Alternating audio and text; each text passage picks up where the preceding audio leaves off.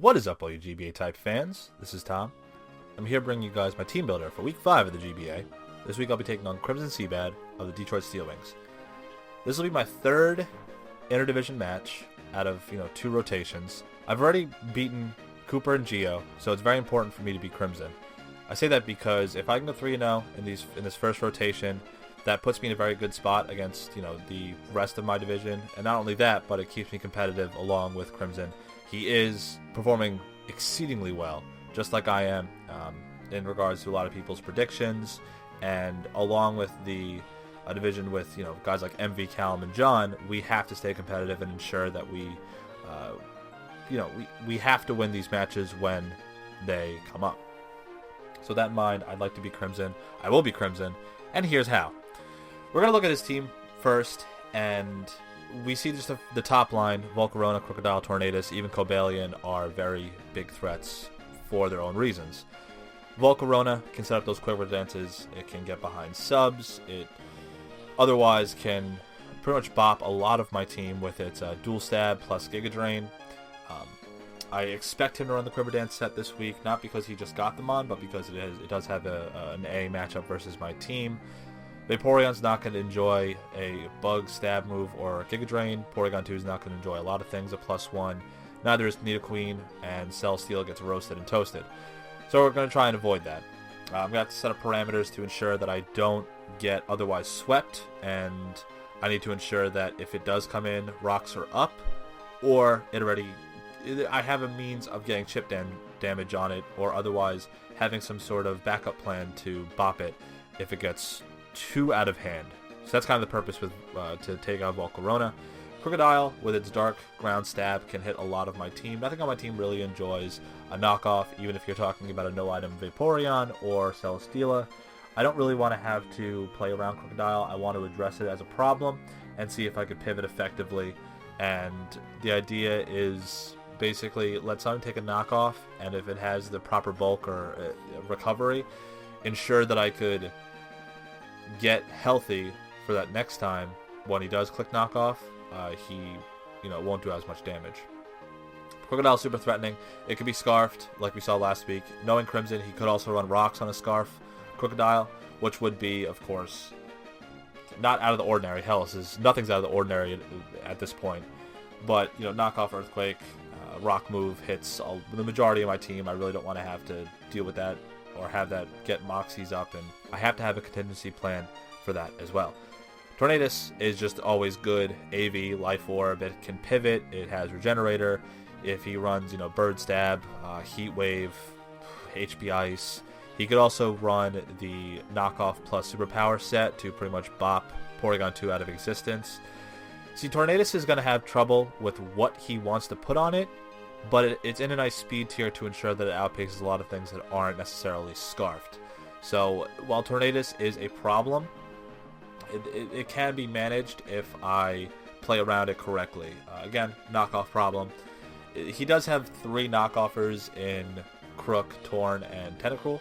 I only expect 2 of those to come this week, but he really does have to pivot around effectively, and if hazards are up, then he's going to have more of a problem switching in, switching out, ensuring that it stays healthy, even through the Regenerator. And then finally we have Cobalion. If it's scarfed, we saw he can run the Rock Polish set. He can Volt Switch around my team. I really only have 1 ground immunity. Actually, well, 2, but he could also run HP Ice. Close combat's going to do a lot of damage, Earthquake, even Iron Head. So Cobalion could be a problem. It could also be his other rocker. He could be that utility taunt set to shut down Porygon 2, Nidoqueen. He could even kind of handle Vaporeon if he's the taunt, and he also has like Swords Dance. So many things he can do with Cobalion. We've seen it actually be used effectively. I know it's been used already way more effectively than I used it last season, so props to Crimson just to make that actually look good for a mon that I otherwise struggled to actually find proper usage for each week. So those are his 4 prime offensive threats. I know he's probably going to bring 3 of them. He could bring all 4, but maybe Crocodile plus Cobalion seems a little redundant. I think also he would need a little bit of bulk in order to handle a lot of the threats that I have on my team. So moving down to the second line, we have Slowbro, which I think is going to be his primary check to both Zydog and Darmanitan. The same way that Lars used Donphan with the Rocky Helmet to handle Incineroar and, inadvertently Zydog. I think that's how he's going to run Slowbro this week. Rocky Helmet, the Regenerator, with just all of its stab options. He could Psyshock and Scald and Ice Beam. Covers the majority of my team, and then slack off. It seems as though that he has a lot of options to handle the things that are probably going to switch into Slowbro, or the things that threaten Slowbro out, per se. So that's kind of how I see Slowbro being used. Serena, this could be partially Spadef to take on Thundurus, because it's not going to take a lot from electric moves. I'd have to run HP Ice or HP Flying or Sludge Bomb or Sludge Wave to hit that. And, it can Synthesis, it can U-turn, it could Trop Kick, and of course it can spin. So that's kind of how I see Serena being used. And then Sylveon, while it's bulky on the Spadef side, it is primarily threatened out by three things: Nidoqueen, Celesteela, and Thundurus. Thundurus can sit up on it, but on the same token, I don't necessarily want to take a lot of Hyper Voices, a lot of Psyshocks. If I don't have to, he can Wish, which I really don't want to have to deal with either. Sylveon, while it's bulky, it could be threatened out by a few things, but it also can come in quite nicely on the right matchup. Magneton as well can pivot. It's a Steel type, so it can take the electric moves from Thundurus nicely. It can pivot out, and then if he mixes that with HP Ice, he can hit Nidoqueen and Zydog pretty hard. So maybe I see, 2-3 of those coming. It would be hard pressed for him to bring all 4 of those and then 2 walls, or 4 of those top liners and 2 of the middle ones. I think he has to have a proper mix of something, kind of like my team, things to take hits and then things to also threaten out my team. So with that in mind, I'm going to predict 6 of those top and middle line. The bottom line, not so much, and here's why.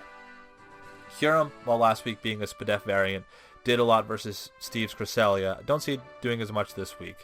It's not going to enjoy taking hits from a lot of things. If he's not Scarfed, then Zydog outpaces it and bops him with an Outrage. Hitmonlee, while not offensive, can hit it super hard with the close combats, the high jump kicks, even Mach Punch.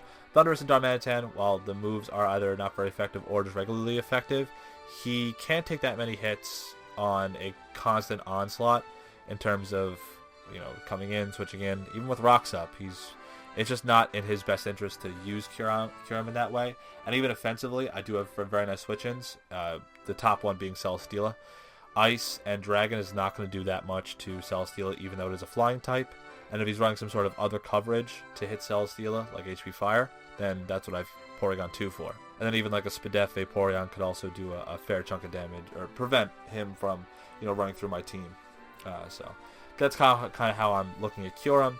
Dusknoir, while it's bulky, while it can Willow, while it can Pain Split, while it can overall be very annoying, it kind of slows his offense down. I think he has better offensive threats on his team than Dusknoir. So where it would fit well on other teams, I don't see it fitting as well on this week's team. Dusknoir is, it's good in certain situations, but the HP stat, the fact that it's slower than pretty much everything, kind of inhibits how good it could really be. And finally we have Tentacruel, and Tentacruel has a pretty shit matchup this week, I'm not going to lie. While its Scald plus Knockoff plus Sludge Bomb can hit a lot of my team, he would also be forced to Rapid Spin, and with only Black Sludge recovery, gets pressured out by things like Darmanitan. It's not going to enjoy fire moves. He can't take a constant onslaught of offense against my team, and Celesteela can also partially handle the Tentacruel outside of a Scald Burn. But Celesteela can run Earthquake. Thundurus threatens out entirely. Nidoqueen can't really switch into. Even if I predict like an Earth Power, it's not going to enjoy that. Overall, just Tentacruel going to be really tough to use this week, and with a lot of his team having not consistent recovery outside of Serena and Slowbro, it's kind of why I'm saying that those two seem to be the most likely brings in terms of his walls, and a lot of the top liners seem most likely in terms of his offense, just based on how positive the matchup is versus me. So with that in mind, let's jump into my team. My team this week is going to consist of Thundurus, Nidoqueen, Porygon 2, Hitmonlee, Zydog, and Darmanitan. Now, just like I think Crimson is going to bring Volcarona, his new Mon, versus me, I'm going to bring Darmanitan versus him, just because it has a very nice matchup. Thunderous will be running this week a Life Orb set, pretty standard. It's going to be T-Bolt, Sludge Bomb, and U-Turn over Volt Switch, because he does have a Crocodile, and I'd like to be able to get out and pivot if he does bring Crocodile in. If it's like an Intimidate set, if it's a bulky set, I'm not going to reveal the last move, but I was considering some sort of hidden power value over Sludge Bomb. Now, Sludge Bomb here is to score some poisons, even on things like Tornadus, even on not very effective hits on a Crocodile, and basically I like that over some sort of hidden power value that could have hit Cobalion or Magneton, because Sludge Bomb prevents Sylveon from coming in for free. If I had HP Ground plus Electric plus a U-Turn, he would be able to bring in Sylveon if he had brought it, and allowed to Calm Mind, allowed to Hyper Voice, things that I really don't feel like dealing with. And whereas if I have Sludge Bomb and I make that prediction, even if I go for T-Bolt plus Sludge Bomb with a Life Orb, it does do pretty substantial damage to a Sylveon. That's kind of my thinking on that one. It's a Thunderous, it's pretty threatening. And if I had HP Ground, based on my moveset, he could bring in things like Serena for free, and he could remove hazards, he could spin. It just seems that Sludge Bomb, with the poison effects, seem to have a better capability of pressuring his team than a hidden power value would, and I'd have to choose between a bunch of different ones to ensure that I hit the most amount of mons for the most amount of damage. Next up we have Nidoqueen, and this is kind of going to be one of the biggest points to my battle in order to, assert dominance. Nidoqueen is going to be a primarily defensive mon this week, shocker, with enough speed for speed creep Serena and the rest in special attack. It is going to be Dual Stab, T-Spikes, and Stealth Rock. Now, I hear you saying, commenter, oh, he has a Tentacruel, why are you running T-Spikes? Well, for the same reason that, while one poison type can deter T-Spikes, listen to my reasoning I had for why Tentacruel wouldn't be brought. It is heavily pressured by a lot of my team, and while it can come, it's more of an inhibitor for his offense than it is for my team purposes. It just seems as though that, if he wants to bring a spinner, Serena's his better option. And, Nidoqueen, while Serena resists one stab, gets bopped by the other. And I don't see necessarily things that he could hit super hard against Serena to ensure that he knocks out my Nidoqueen. Nidoqueen, I hear also people saying that's one-dimensional, that I'm bringing rocks on it every week. Who the fuck cares? I don't see people commenting that Skarmory brings rocks every week. It doesn't matter. As long as it is effective, who the fuck cares? Enough of the one-dimensional comments, and hey, analysts, shut up. That's it. Next up, we have Porygon 2. Tri-Attack for Stab, Signal Beam because it hits Crocodile, Slowbro, and Serena, and it's better than running Ice Beam because Ice Beam, walled by Slowbro. T-Bolt, walled by the other two. Kind of see my point there. Then Skarmory's going to have Recover, and finally T-Wave to cripple either Tornadus or Volcarona if it gets too out of hand.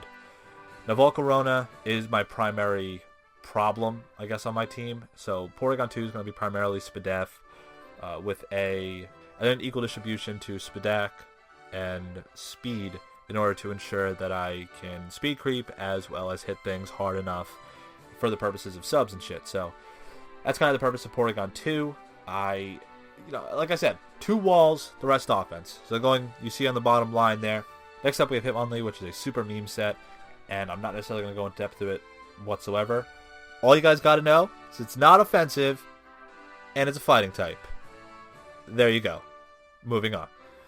Then we have Zydog, Choice Scarf this week. So this is going to be, like I said, one of my contingency plans for a +1 Volcarona, and as well as a Scarfed or, as well as a Scarfed Crocodile or Cobalion. In addition to Tornadus, I don't think that's going to be Scarfed either. Zydog, super threatening. I know it's only a base 100 attack stat, but 1,000 arrows can hit a lot of things super effectively. Granted, though, he is probably going to use Slowbro as well as Serena to stop this, but the rest of his mons don't like 1,000 arrows. They don't like outrages, especially if Magneton, Cobalion, as well as Sylveon are not there or if they're dead.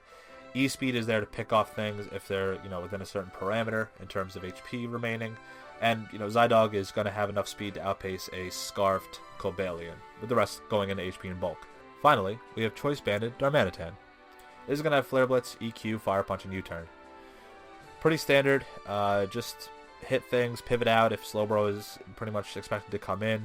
And Earthquake is there because, like I said about week 1 against Lars, if he uses Slowbro the same way that Lars used Donphan, then he's going to try and rack up chip damage against, namely, my physical fire type. So I prefer, if I can, to ensure that does not happen. So even if I just have the right... If Slowbro's in the right area to get 2-hit KO'd by an Earthquake, then I'll do that, instead of making contact, something like U-turn, and not going for a fire move until Slowbro is dead, because that's pretty much his only real resist. I'm not counting Tentacle, the thing will die. So, that's the team. That's Crimson's team.